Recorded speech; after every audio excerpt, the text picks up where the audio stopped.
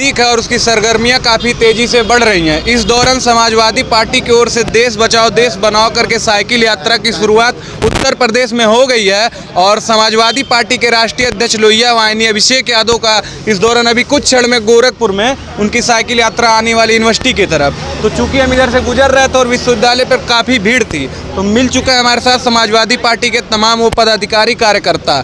जानते हैं क्या उद्देश्य है देश बचाओ देश बनाओ जो साइकिल यात्रा है उसको लेकर। देखिए, पूरे उत्तर प्रदेश में जिस प्रकार से जंगल राज व्याप्त रूप से चल रहा है भारतीय जनता पार्टी के शासनकाल में, उसके खिलाफ देश बचाओ देश बनाओ अभियान के तहत समाजवादी लोहिया वाहिनी के आदरणीय राष्ट्रीय अध्यक्ष श्री अभिषेक यादव जी के नेतृत्व में पूरे उत्तर प्रदेश में साइकिल यात्रा निकाली जा रही है, जो विगत 2 दिनों से गोरखपुर के सिकरीगंज से लगाए, खजनी लगाए, सहजनवा लगाए, आज कैंपियनगंज लगाए, पिपराइच लगाए, अब गोरखपुर में प्रवेश कर चुका महानगर में।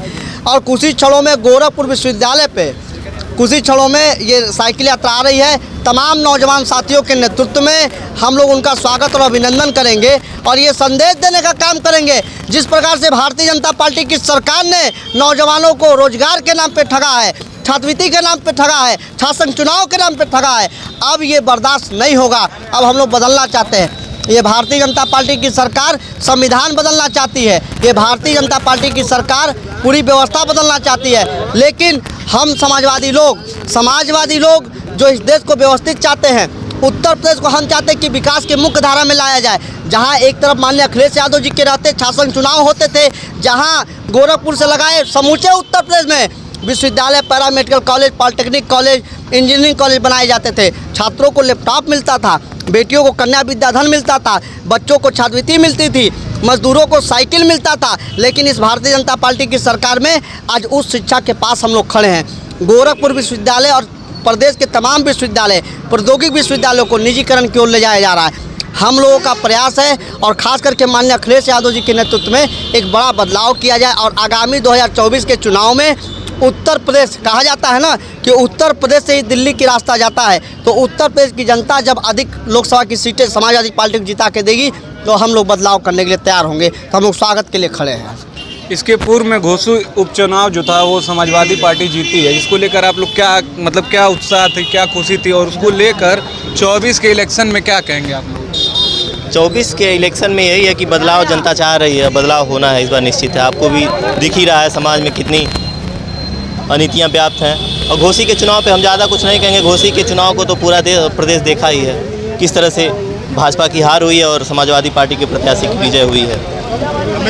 क्या लगता है आज इस देश बचाओ देश बनाओ यात्रा जो साइकिल यात्रा है गोरखपुर में प्रवेश कर चुकी और महानगर में आने वाली है, जिसको लेकर समाजवादी पार्टी के कार्यकर्ताओं में कितनी उत्साह है, क्या कहना चाहिए? देखिए, जिस तरह से ये पूरे प्रदेश में संविधान को बचाने के लिए जो संविधान विरोधी लोग जो सत्ता में हैं, उनसे जनता को आगाह करने के लिए आम जनमानस तक अपने विचार, अपने दल के विचार और अपनी सोच को पहुंचाने के लिए लोहिया वाहिनी के राष्ट्रीय अध्यक्ष माननीय अभिषेक यादव जी आज गोरखपुर में आ रहे हैं और उनके स्वागत के लिए समाजवादी युवा खड़ा है।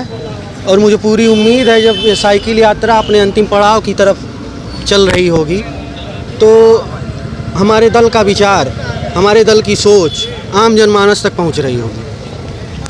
समाजवादी पार्टी इंडिया अलायंस में शामिल है और इंडिया अलायंस गठबंधन डीएमके पार्टी के उदयनिधि स्टालिन जो है उनका जो एक बयान सनातन धर्म को लेकर कहा गया, उस टिप्पणी को आप कैसे देखते हैं? आप देखिए, बाबा साहब डॉक्टर भीमराव अंबेडकर ने इस देश को संविधान दिया, संविधान ने बोलने का अधिकार दिया, ठीक है ना। अगर कहीं कोई व्यक्ति गलत बयानबाजी कर रहा है तो उसके लिए कानून बना हुआ है। आप और हम तय नहीं ना कर पाएंगे। आप हम न्यायालय तो है नहीं, आप हम आईपीसी तो है नहीं। तो ये संविधान के तहत अगर किसी व्यक्ति को किसी धर्म, किसी मजहब, किसी जाति से अगर परहेज है तो व्यक्ति खुल के विरोध कर रहा है उस बात का। समाजवादी पार्टी कैसे देखती है उसकी बयानों को, मैं आपसे ये पूछ रहा हूँ। हम इस बात को कह रहे हैं जहाँ समता मूलक, समानता मूलक, जहाँ दलितों, पिछड़ों, अन्याय पसंद अगड़ों और अन्य पिछड़े खास करके आदिवासी समाज को जहाँ न्याय नहीं मिलेगा, वो किताब, वो धर्म, वो मजहब हमारे किसी काम का नहीं है, वो पॉइजन है। हम इस बात को आपसे कहना चाहेंगे। आपका भी समर्थन है उनके बयान? समर्थन नहीं दे रहे हैं। हम कह रहे हैं जिस किताब में, जिस धर्म में, जिस मजहब में अगर किसी जाति, किसी वर्ग, किसी विशेष को टारगेट किया जाता है तो वो हमारे लिए एकदम पॉइजन है।